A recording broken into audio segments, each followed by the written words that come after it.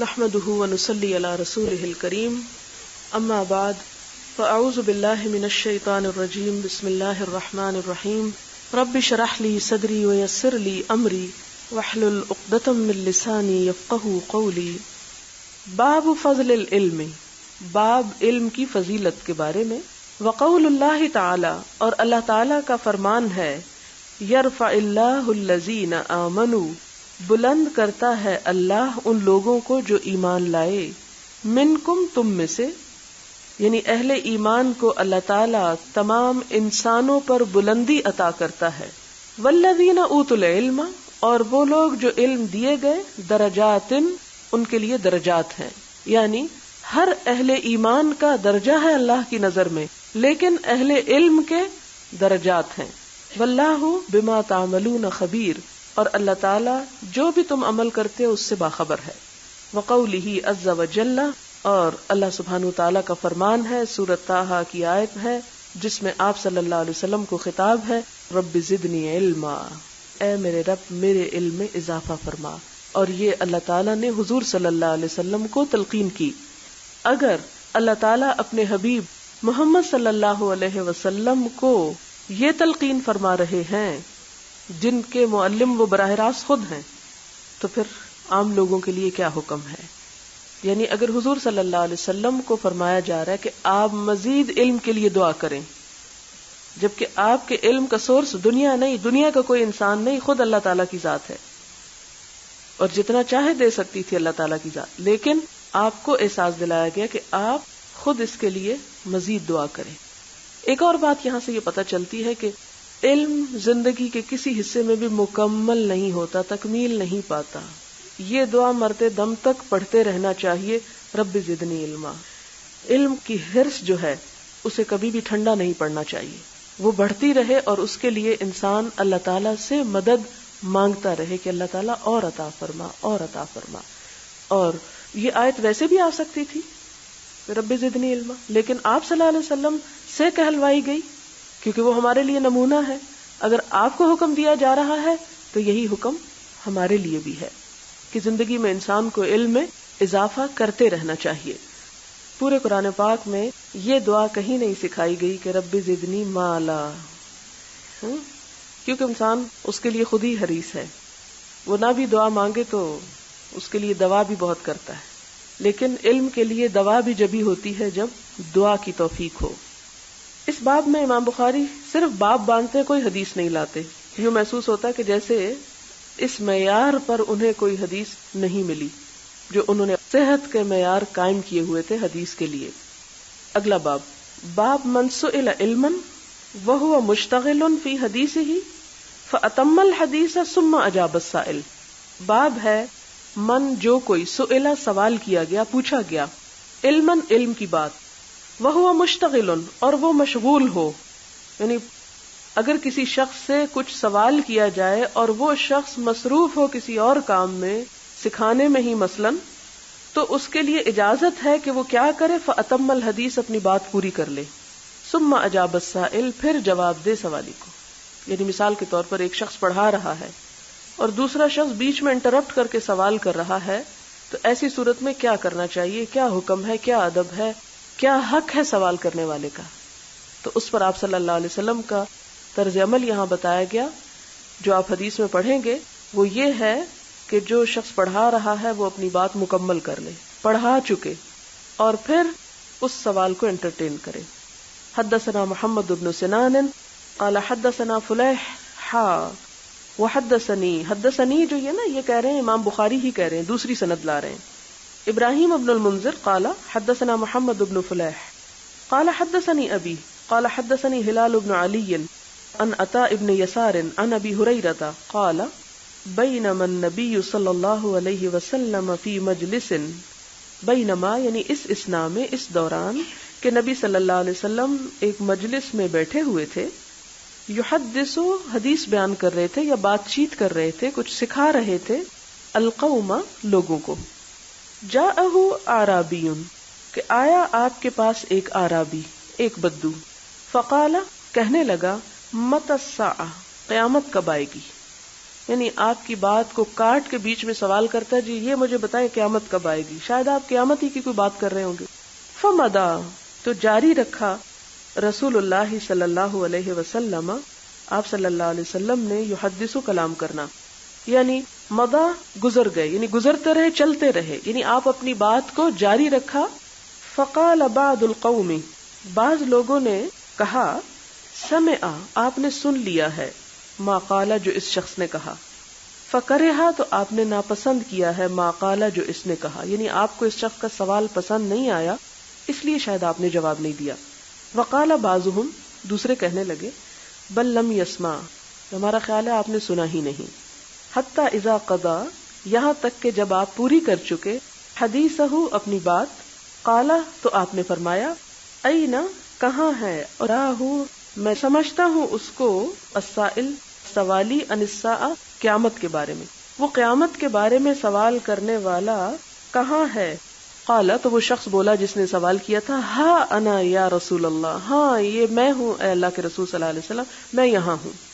قال، فرمایا، فاذا، تو جب، ضیعت الامانت، ضائع کر دی جائے گی امانت، فانتظر الساعہ، تو انتظار کرنا قیامت کا. قال کیف اضاعتها، اس نے پوچھا کس طرح ہے اس کو ضائع کرنا، یعنی اس کا کیا مطلب ہے اس کو ضائع کرنا، امانت کو. قال، آپ نے فرمایا، اذا، جب، وسدہ، سپرد کر دیے جائیں، الامر، معاملات، الی، طرف، غیر اہلہ، نااہل لوگوں کے، فانتظر الساعہ، تو انتظار کرو قیامت کا، پھر قیامت قریب ہے. اب یہاں سے کیا بات پتہ چلتی ہے، یہاں حدیث تو کچھ اور بتاتی ہے، لیکن امام بخاری نے اجتہاد کچھ اور کیا ہے. وہ حدیث کو قیامت کے باب میں لانے کی بجائے یا قیامت کے بارے میں اس کو کوٹ کرنے کی بجائے اصل میں حدیث کے جو انداز ہے اس سے بات نکال رہے ہیں کہ اگر کوئی شخص کسی کو کچھ سکھا پڑھا رہا ہو تو وہ اگر جواب نہیں دیتا بیچ میں تو یہ بد اخلاقی یا بد تہذیبی نہیں، وہ اپنی بات کو مکمل کر کے کلام کے بعد جواب دے. تو اس سے کیا پتہ چلتا ہے کہ پڑھانے کا ایک سیشن ہونا چاہیے اور سوال جواب کا الگ ہونا چاہیے، دونوں کو ملنا نہیں چاہیے کیونکہ اس سے وقت ضائع ہوتا ہے. اور یہاں پر جو اہم بات اس حدیث سے ہمیں پتہ چلتی ہے وہ یہ ہے کہ جب معاملات ایسے لوگوں کے سپرد کر دیے جائیں، حکومت اور عہدے ایسے لوگوں کے حوالے کر دیے جائے جو اس کو چلانے کی صلاحیت نہ رکھتے ہوں، تو اس سے اندازہ لگا لو کہ اب قیامت آنے والی ہے، یعنی قیامت کی نشانیوں میں سے ایک نشانی ہے. باب من رفع صوتہ بالعلم، باب من، جس نے رفع، بلند کی، صوتہ، آواز اپنی، بالعلم، علم کے ساتھ، یعنی علم سکھانے کے لیے اونچی آواز میں بات کرنے کی اجازت ہے، اور طبعاً پھر اس سے اسپیکر وغیرہ اور مائک کا سسٹم جو ہے اس کی بھی اجازت ہے. حدثنا ابو النعمان عارم بن الفضل قال حدثنا ابو عوانة عن ابی بشر عن یوسف بن ماہد عن عبد اللہ بن عمرو قال تخلف عنا النبی صلی اللہ علیہ وسلم، پیچھے رہ گئے ہم سے آپ صلی اللہ علیہ وسلم، فی سفرتن، ایک سفر میں، سافرناہا، سفر کیا ہم نے اس میں، یعنی ہم آپ صلی اللہ علیہ وسلم کے ساتھ سفر کر رہے تھے کہ ایک دفعہ آپ پیچھے رہ گئے، کوئی خاص وجہ ہو گئی. فادرکنا، تو آپ نے ہم کو پا لیا، یعنی ہم پہلے کسی مقام پہ پہنچے اور آپ پیچھے سے آ گئے. وقد، اور تحقیق، ارحقتنا، ارحقہ کا لفظی معنی ہوتا ہے تھکانا، لیکن یہاں مراد ہے کہ جلدی جلدی پائی ہم نے یا پڑھی ہم نے الصلاۃ، نماز، یعنی نماز کا وقت تنگ تھا. ارحقتنا الصلاۃ، آ پہنچی ہم کو نماز، یا تھکا دیا ہم کو نماز نے، یعنی جلدی کی ہم نے کہ ہم نماز پڑھ سکیں. ونحن نتوضا، اور ہم وضو کر رہے تھے، یعنی وقت تنگ تھا نماز کا اس لیے جلدی کر رہے تھے، ہم پریشان ہو رہے تھے اور جلدی جلدی وضو کر رہے تھے. فجعلنا نمسح علی ارجلنا، تو کیا ہم نے مسح اپنے پاؤں پہ، یعنی جلدی میں ہم نے سوچا چلے اوپر سے دھو لیا تو پاؤں پہ مسح کر لیتے ہیں، یعنی پاؤں کو پوری طرح نہیں دھویا، توجہ کے ساتھ نہیں صاف کیا. فنادا، تو پکارا آپ نے، بِأَعْلَى صَوْتِهِ، اپنی بلند ترین آواز میں، یعنی پیچھے آپ صلی اللہ علیہ وسلم تشریف لائے، دیکھا کہ لوگ جلدی جلدی وضو کر رہے ہیں اور ادھورا ادھورا کر رہے ہیں، تو آپ کو یہ دیکھ کے پریشانی ہوئی اور آپ نے اسی وقت کیا کیا، بلند ترین آواز میں سب کو خطاب فرمایا تاکہ ہر کوئی سن لے. کیا؟ وَيْلٌ لِّلْأَعْقَابِ مِنَ النَّارِ، وَيْلٌ، ہلاکت ہے، لِّلْأَعْقَابِ، ایڑیوں کے لیے، مِنَ النَّارِ، آگ میں سے، یعنی آگ کی وجہ سے، مرتین 2 مرتبہ یہ بات فرمائی، او ثلاثن یا 3 مرتبہ دہرائی، یعنی 2-3 بار بلند آواز سے لوگوں کو یہ اعلان کر کے بتایا کہ پاؤں کو اچھی طرح دھو. اگر وضو میں پاؤں کی ایڑیاں خشک رہ گئیں، کیونکہ بعض اوقات ہمارے یہاں بھی لوگ ٹیپ کے نیچے پاؤں ایسے آگے کر کے فوراً پیچھے کر لیتے ہیں اور اس بات کا اہتمام نہیں کرتے کہ ٹخنے بھی دھلے ہیں یا نہیں، ایڑی بھی اچھی طرح، کیونکہ بعض اوقات ایڑیاں خشک ہوتی ہیں یا پاؤں ننگے ہونے کی وجہ سے کوئی میل وغیرہ ان پہ ہو سکتی ہے یا کوئی چیز چپکی بھی ہو سکتی ہے، جیسا کہ آپ انشاءاللہ آگے کتاب الوضو میں پڑھیں گے کہ جو وضو کے فرائض ہیں ان میں سے ہر حصے کا جو ہے پوری طرح دھویا جانا ضروری ہے. تو آپ نے فرمایا کہ ایڑیوں کے لیے آگ کی ہلاکت ہے. یہاں سے آپ اندازہ لگائیں کہ اگر کوئی شخص وضو ہی نہیں کرتا اور نماز ہی نہیں پڑھتا تو پھر اس کے لیے کیا ہے. باب قول المحدث، باب محدث کا قول، حدثنا بیان کیا ہم سے، او اخبرنا یا خبر دی ہم کو، وا اور، انبأنا بتایا ہم کو، نبأ سے. وقال لنا الحمیدی، اور ہم سے حمیدی نے کہا، جس کا پہلے دن میں نے ذکر کیا تھا کہ یہ قریشی استادوں میں سب سے زیادہ افقہ تھے امام بخاری کے. حمیدی کہتے ہیں کہ کان عند ابن عیینہ حدثنا و اخبرنا و انبأنا و سمعت واحدا، کہ ابن عیینہ یہ کون ہے؟ سفیان ابن عیینہ. ان کے خیال میں یا ان کے نزدیک حدثنا، اخبرنا، انبأنا اور سمعتو کا ایک ہی درجہ ہے، یعنی ان کو ایک دوسرے سے بدل کے استعمال کیا جا سکتا ہے. مراد یہ کہ ابن عیینہ اس میں فرق نہیں کرتے. اب بات کیا ہے، یہ کیا علم کے باب میں یہ کیا چیز آ گئی؟ یہ علم کی میتھڈالوجی پہ بات ہو رہی ہے کہ کس میتھڈ سے دیا جا سکتا ہے، یعنی اپنے استاد سے ایک چیز کی سند کے لیے کون کون سے لفظ استعمال کیے جا سکتے ہیں. اگر کوئی شخص حدثنا کی بجائے اخبرنا کرتا ہے تو اس کا کیا سمجھا جائے گا؟ فرمایا کہ ابن عیینہ کی رائے میں ان میں سے کوئی بھی ایک لفظ استعمال کیا جا سکتا ہے، اس میں فرق نہیں ہے. وقال ابن مسعود، ابن مسعود یعنی عبداللہ بن مسعود مشہور صحابی ہیں، وہ کہتے ہیں حدثنا رسول اللہ صلی اللہ علیہ وسلم، یعنی صحابہ کرام بھی بعض اوقات جب آپ صلی اللہ علیہ وسلم سے کوئی حدیث روایت کرتے تو اس کے لیے کیا لفظ استعمال کرتے؟ حدثنا کا. وہو الصادق المصدوق، کہ آپ صلی اللہ علیہ وسلم کی صفت بیان کی کہ آپ سچے بھی ہیں اور آپ کی تصدیق بھی کی گئی، یعنی جو کچھ آپ نے فرمایا وہ بھی سچ تھا. وقال شقیق عن عبداللہ، اور شقیق عبداللہ سے روایت کرتے ہیں عبداللہ بن مسعود سے، سمعت النبی صلی اللہ علیہ وسلم کلمتا، میں نے رسول اللہ صلی اللہ علیہ وسلم سے ایک بات سنی. یعنی حدثنا بھی عبداللہ بن مسعود نے استعمال کیا اور سمعتو کا لفظ بھی استعمال کیا. وقال حذیفۃ، اور حذیفہ نے کہا، حذیفہ بن یمان مراد ہے، حدثنا رسول اللہ صلی اللہ علیہ وسلم حدیثین، کہ آپ صلی اللہ علیہ وسلم نے ہم سے 2 حدیثیں بیان کی.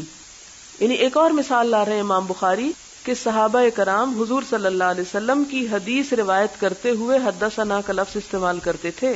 وقال ابو العالیہ، ابو العالیہ کہتے ہیں عن ابن عباس عن النبی صلی اللہ علیہ وسلم فیما یروی عن ربہ عز وجل، کہ ابن عباس کیسے روایت کرتے ہیں؟ عن النبی صلی اللہ علیہ وسلم، یعنی ان کا لفظ بھی استعمال کیا جا سکتا ہے. عن ربہ یعنی عن النبی صلی اللہ علیہ وسلم عن ربہ. یہ حدیث قدسی میں کیا ہوتا ہے کہ آپ صلی اللہ علیہ وسلم اپنی طرف سے الفاظ نہیں بولتے بلکہ اللہ تعالیٰ سے اسے منسوب کر کے بات کرتے ہیں. قرآن پاک میں اور حدیث قدسی میں فرق یہی ہے کہ قرآن پاک اللہ تعالیٰ کا کلام ہے اور الفاظ بھی اللہ تعالیٰ کے ہیں، جبکہ حدیث قدسی کلام اللہ تعالیٰ کا ہے، الفاظ نبی صلی اللہ علیہ وسلم کے ہوتے ہیں، لیکن سند آپ صلی اللہ علیہ وسلم تک نہیں جاتی بلکہ اس سے اوپر اللہ تعالیٰ تک جاتی ہے. اور اس سند میں یہ 2 لفظ استعمال ہوئے ہیں، عن النبی اور عن ربہ، جس سے بتانا کیا مقصود ہے کہ حدیث کی روایت کرتے ہوئے حدثنا اور سمیتو کے علاوہ عن کا لفظ بھی استعمال کیا جا سکتا ہے. وقال انس، اور انس رضی اللہ تعالیٰ عنہ کہتے ہیں عن النبی صلی اللہ علیہ وسلم یرویہ عن ربہ عز وجل، تو یہاں بھی عن کا لفظ استعمال ہوا. وقال ابو ہریرہ، اور ابو ہریرہ نے کہا عن النبی صلی اللہ علیہ وسلم، یعنی عن کا لفظ، یرویہ عن ربکم عز وجل، کہ آپ صلی اللہ علیہ وسلم نے روایت کیا یعنی تم سب کے رب سے عز وجل سے. تو یہاں کہنے کا مطلب یہ ہے کہ صحابہ کرام کے دور میں بھی اور تابعین کے دور میں بھی حدثنا اور ان کے الفاظ موجود تھے، یعنی یہ بعد میں محدثین نے کچھ اپنی طرف سے اختراع نہیں کی بلکہ یہ روایت خود صحابہ کرام سے چلی آئی ہے. حدثنا قتيبة حدثنا اسماعيل بن جعفر عن عبد الله بن دينار عن ابن عمر قال قال رسول الله صلی اللہ علیہ وسلم ان من الشجر، قولی حدیث ہے، آپ صلی اللہ علیہ وسلم نے فرمایا یقیناً درختوں میں سے، شجرتن ایک درخت ہے، یعنی درختوں میں سے ایک ایسا درخت ہے، لا يسقط نہیں گرتا، ورقها اس کا پتا، یعنی اس کے پتے نہیں گرتے، وَإِنَّهَا اور بے شک وہ، مثل المسلمی مثال ہے مسلمان کی، یعنی اس درخت کی مثال مسلمان کی سی ہے، فحدثونی تو بتاؤ مجھ کو، ما ہیا وہ کیا ہے، وہ کون سا درخت ہے، یعنی آپ صلی اللہ علیہ وسلم نے مسلمان کو اس درخت سے تشبیہ دی. فوقع الناس تو پڑ گئے لوگ، فی شجر البوادی صحرائی درختوں میں، کوئی کسی درخت کا نام لینے لگا، کوئی کسی کا لینے لگا. قال عبداللہ کہتے ہیں، یہ عبداللہ بن عمر ہیں، ووقع اور آیا، فی نفسی میرے دل میں خیال، یعنی پڑ گیا میرے دل میں، یعنی ایک خیال آیا گزرا، انہا النخلہ کہ وہ کھجور کا درخت ہے، یعنی میں اس کو سمجھ گیا کہ یہ آپ نے کس درخت کی مثال دی ہے. فاستحییت تو میں شرما گیا کیونکہ آپ سب سے چھوٹے تھے اس ساری مجلس میں. ثم قالوا پھر انہوں نے کہا ما ہی یا رسول اللہ، اے اللہ کے رسول صلی اللہ علیہ وسلم وہ کیا ہے، یعنی لوگوں کو سمجھ نہیں آئی، سارے بڑے بڑے لوگوں کو، تو انہوں نے پھر آپ سے پوچھا. قال آپ نے فرمایا ہی النخلہ کہ وہ کھجور کا درخت ہے. اب اس سے کیا بات پتہ چلتی ہے؟ 2-3 چیزیں پتہ چلتی ہیں.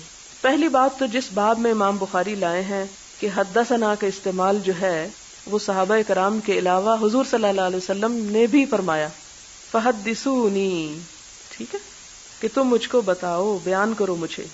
اور پھر آپ صلی اللہ علیہ وسلم کا انداز تعلیم بھی پتہ چلتا ہے کہ بعض اوقات آپ ایک پہیلی کے انداز میں بات کرتے تھے، ایک کویسچن کے انداز میں، اور اس سے کیا ہوتا ہے دماغ زیادہ تیزی سے کام کرتا ہے، سب سوچنے لگتے ہیں، سو رہے ہوتے ہیں لوگ جاگ جاتے ہیں. ورنہ آپ سمپلی یہ بھی تو فرما سکتے تھے، دیکھو لوگوں وہ ایک درخت ہے جس کا نام یہ ہے اور اس کی مثال مسلمان کی ہے، اس میں بھی کوئی حرج نہیں تھا. لیکن آپ نے لوگوں کو ایک طرح سے ان کا امتحان لیا، ایک طرح سے دیکھنا چاہا کہ ان میں سے کون کیا کرتا ہے، کیا جواب دیتا ہے، اور اس سے علم میں ایک دلچسپی بھی پیدا ہو جاتی ہے جب استاد شاگردوں سے کوئی سوال کرے. تو وہ لوگ جو تھے اچانک سوال سے، جیسے ہوتا ہے کہ انسان کا دماغ ذرا کام کم کرتا ہے، بات آتی بھی تو بھول جاتی ہے، ادھر ادھر کے درختوں کا سوچنے لگے. تو عبداللہ بن عمر جو حضرت عمر رضی اللہ تعالیٰ عنہ کے بیٹے تھے، صحابہ میں بہت چھوٹے تھے، اور اکثر لوگ ان کو کہتے تھے تم اتنے چھوٹے اور ہر وقت آپ کی مجلس میں گھسے رہتے ہو، اور یعنی ان کے اوپر تنقید بھی کرتے تھے. تو اس سے کیا پتہ چلتا ہے کہ یہ اللہ تعالیٰ کی عطا ہوتی ہے، نعمت ہوتی ہے، بخشش ہوتی ہے کہ کچھ لوگوں کو دوسروں کے مقابلے میں بات کو جلدی سمجھنے کی اللہ نے صلاحیت دے رکھی ہوتی. یہ اللہ تعالیٰ کا خاص انعام ہے. جیسے کچھ لوگوں کو دولت اللہ تعالیٰ زیادہ دے دیتے ہیں، کچھ لوگوں کو اور صحت زیادہ اچھی مل جاتی ہے، کسی کو شکل مل جاتی، کسی کو علم مل جاتے، تو کسی کو اسی طرح بات کو سمجھنے کی صلاحیت مل جاتی ہے. تو عبداللہ بن عمر کم سن ہونے کے باوجود بات کو بہت جلدی سمجھ جاتے تھے، بہت ذہین شخص تھے. لیکن چونکہ چھوٹے تھے تو اس لیے خاموش رہے. کہتے ہیں میں شرما گیا کہ اتنے بزرگ بیٹھے ہوئے تو میں کیا بتاؤں. لیکن جب آپ صلی اللہ علیہ وسلم نے سب سے پوچھا تو کوئی جواب نہ دے سکا، تو لوگوں نے پھر آپ سے پوچھا کہ آپ ہی بتا دیں، تو آپ صلی اللہ علیہ وسلم نے پھر بتایا، اور وہ وہی چیز تھی جو حضرت عبداللہ بن عمر کے دل میں تھی. اگلا باب ہے باب طرح کا مطلب ہوتا ہے پھینکنا. طرح الامامی، امام کا پھینکنا، المسئلہ ایک سوال کو، یعنی سوال کرنا مراد ہے، علی اصحابہ اپنے ساتھیوں پر، لیختبرا تاکہ جانچے، اندازہ کرے، ما عندہم من العلم جو ان کے پاس ہے علم میں سے. اس سے کیا پتہ چلتا ہے؟ پتہ یہ چلتا ہے کہ استاد اپنے شاگردوں کا علم آزمانے کے لیے سوال کر سکتا ہے، یعنی امتحان کی اجازت ہوتی ہے، ٹیسٹ لیے جا سکتے ہیں. ٹھیک ہے، یعنی اس کا ثبوت سنت میں موجود ہے. حدیث کیا ہے؟ حدیث پھر یہی بیان کرتے ہیں دوبارہ، یعنی جو پچھلی حدیث ہے میں اسی لیے اس کو صرف پڑھ دیتی ہوں، اور آپ یہ جو امام بخاری کا اجتہاد ہے اس کو سمجھنے کی کوشش کریں کہ کیا کہتے ہیں. حدثنا خالد بن مخلد قال حدثنا سلیمان قال حدثنا عبد الله بن دینار عن ابن عمر عن النبي صلی اللہ علیہ وسلم قال ان من الشجر شجرة لا يسقط ورقها وانها مثل المسلم حدثوني ما هي قال فوقع الناس في شجر البوادی. بوادی بادیہ کی جمع ہوتی ہے، اور بادیہ صحرا کو کہتے ہیں. بدو اسی سے ہیں، بدو صحرا کے رہنے والے، اور یہ شہر کا اپوزٹ ہوتا ہے. اس کا اپوزٹ ہوتا ہے حاضرہ، بادیہ حاضرہ کہتے ہیں شہروں کو. قال عبداللہ فوقع فی نفسی انہا النخلہ ثم قالوا حدثنا ما هي یا رسول اللہ قال هي النخلة. باب القراءة والعرض على المحدث ورأى الحسن والثوری ومالک القراءة جائزة. باب ہے قراءت کے بیان میں. قراءت سے مراد قرآن پاک کی قراءت نہیں، یعنی علم کو استاد کے سامنے پڑھ کے سنانا. کیا اس کی اجازت ہے یا ایسا کیا جا سکتا ہے، یا جن محدثین نے ایسا کیا انہوں نے درست کیا. والعرض، عرض کا مطلب ہوتا ہے پیش کرنا، یعنی اپنی لکھی ہوئی چیز پیش کرنا یا اپنے علم کو استاد کو سنا کر اس کی تصدیق کروانا. علی المحدث، استاد کے سامنے یا محدث کے سامنے. ورأى الحسن، اور حسن بصری کا خیال ہے یا انہوں نے سمجھا. والثوری، اور ثوری یعنی سفیان ثوری. ومالک، اور امام مالک نے. القراءۃ، قراءت کو. جائزتاً، کہ جائز ہے. رأى القراءۃ، یعنی قراءت کو جائز سمجھا، درست سمجھا، اس کو اہمیت دی. یعنی یہ تین امام جو ہیں، امام حسن بصری، ثوری اور مالک، یہ تینوں قراءت کے طریقے کو جائز قرار دیتے ہیں. اور قراءت اور عرض ایک ہی چیز کا نام ہے، جس کا معنی ہے کہ شاگرد پڑھے، استاد سنے اور اس کو کنفرم کرے. واحتج بعضهم، اور بعض نے احتجاج کیا. احتجاج بمعنی مظاہرہ نہیں ہے، یہاں مراد یہ کہ حجت اس میں سے نکالی، یعنی دلیل لی. واحتج، اور دلیل لی. بعضهم، ان میں سے بعض نے. فی القراءۃ، قراءت کے معاملے میں. علی العالم، عالم پر. بحدیث زمام ابن ثعلبہ، زمام بن ثعلبہ کی حدیث کو انہوں نے اپنے لیے حجت کے طور پر لیا، یا اس کام کے لیے انہوں نے دلیل کہاں سے لی؟ زمام بن ثعلبہ کی حدیث سے. اب وہ حدیث کیا ہے وہ آگے آئے گی. یعنی اس طریقے کے جائز ہونے پر دلیل انہیں ملی زمام بن ثعلبہ کی حدیث سے. انہ قال للنبی صلی اللہ علیہ وسلم، کہ انہوں نے نبی صلی اللہ علیہ وسلم سے کہا. کس نے کہا؟ زمام بن ثعلبہ نے. اللہ امرک، آ جب مد ہو جائے اور دو الف جمع ہو جائے تو اس کا مطلب ہے اللہ، کیا اللہ تعالیٰ نے امرا کا حکم دیا آپ کو؟ ان تصلی الصلوات، کہ آپ پڑھیں نمازیں، یعنی آپ کو نماز پڑھنے کا اللہ تعالیٰ نے حکم دیا. قال نعم، آپ نے فرمایا ہاں. قال فہذہ قراءۃ علی النبی صلی اللہ علیہ وسلم. تو زمام بن ثعلبہ کا یہ سوال جو ہے ایک طرح سے استاد کے سامنے ایک مسئلے کو پڑھنا ہے.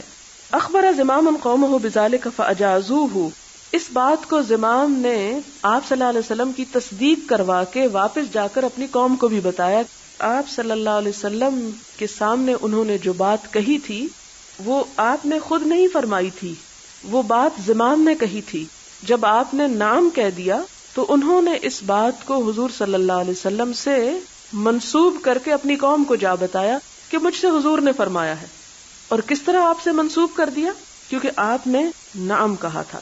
یعنی اس کا مطلب یہ ہے کہ اگر انسان کسی کے سامنے کوئی مسئلہ رکھے اور وہ اس پر صرف ہاں کہہ دے تو وہ سارا مسئلہ اپنی طرف سے بتانے کی بجائے جس نے ہاں کی اس کے ذمے سے یا اس کی سند سے یا اس کے حوالے سے دوسروں کو بتا سکتا ہے. فاجازوہ، تو انہوں نے اس کی اجازت دی. واحتج مالک بالسک، اور احتجاج کیا مالک نے دستاویز کے ساتھ. سک کہتے ہیں دستاویز کو، یعنی جس طرح دستاویزات پڑھی جاتی ہیں کسی عدالت میں کسی قاضی کے سامنے، تو اس سے مالک نے دلیل نکالی.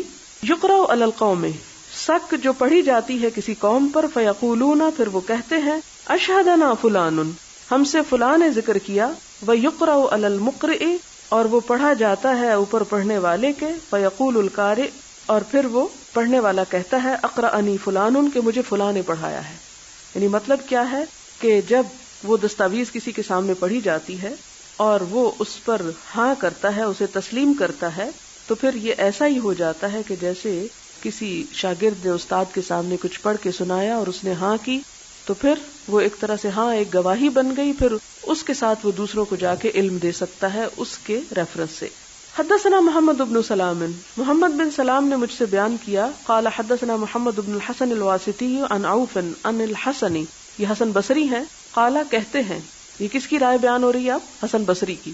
لا بأس بالقراءۃ، کہ قراءت میں کوئی حرج نہیں، یعنی قراءت کے طریقے پر علم حاصل کرنے میں کوئی گناہ کی بات نہیں، کہ جس میں استاد نہ پڑھ رہا ہو، کسی شاگرد نے پڑھا ہو اور استاد نے اس پر صرف ہاں کی ہو. حدثنا عبید اللہ بن موسیٰ عن سفیان، اور یہ سفیان ثوری ہیں. قال اذا قرئ علی المحدث، جب پڑھا گیا اوپر کسی محدث کے، فلا بأس، تو کوئی حرج نہیں، ان یقول، کہ وہ کہے حدثنی کہ اس کو آگے بیان کرنے کے لیے حدثنی کا لفظ استعمال کرے. وسمعت ابا عاصم یقول عن مالک وسفیان القراءة على العالم وقراءته سواء.